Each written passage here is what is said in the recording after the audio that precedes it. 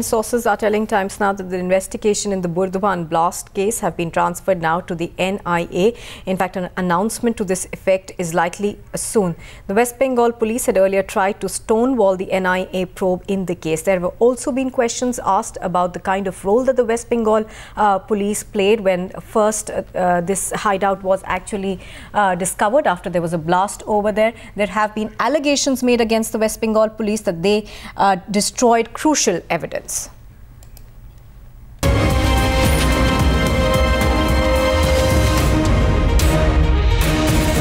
All it goes to show that under the Assam government, under the West Bengal government, unfortunately one is a Congress, the other is Trinamool Congress, there has been active participation under the leadership of these two parties that a terror institute has been established, so it becomes too serious a matter. But all I can say is India cannot be traded off for vote bank politics and this deep, dirty vote bank politics of appeasement. So your demand for NIA still remains? Well, certainly our demand for NIA remains because it involves two states, it involves international borders, and it cannot be a law and order. And I don't think either the Mamata government or any other government can resist this too far, because national security is too important for all of us. Abhishek is on the phone line with us for more details. Abhishek, there were earlier reports that the West Bengal police was not cooperating. Now it looks like NIA will solely take charge of the Burdwan probe. Well, yes, you know, the kind of linkages that have emerged in the last couple of days in the Burdwan incident, the connections going right up to Assam and Bangladesh, it's a clear case of a terror operation and falls naturally in the NIA domain. We are told that the Prime Minister also was briefed late last evening, and that in principle decision has been taken to hand over the probe to NIA. Announcement might happen by today evening. Right, Abhishek, thanks for that.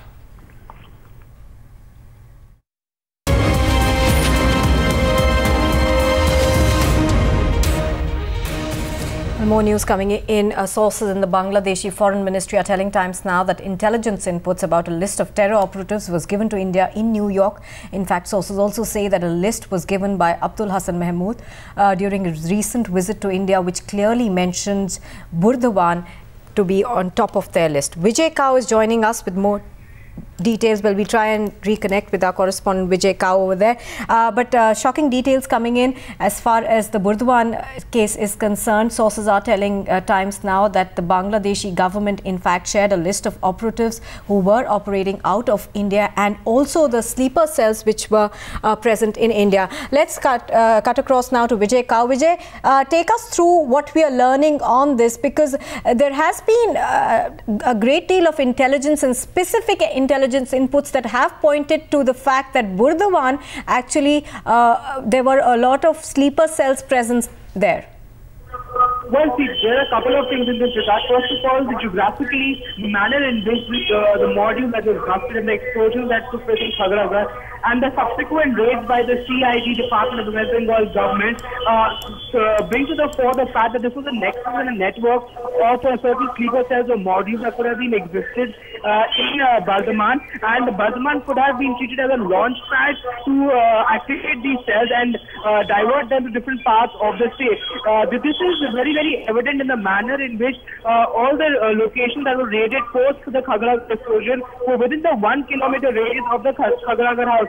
Therefore, all these cells and all these suspects were staying in close proximity to each other so that they could keep coordination and also, as and when required, activate themselves and carry out attacks in different parts of the country. Also, and very importantly, there was a letter that was sent by the Intelligence Bureau to all the state governments in September.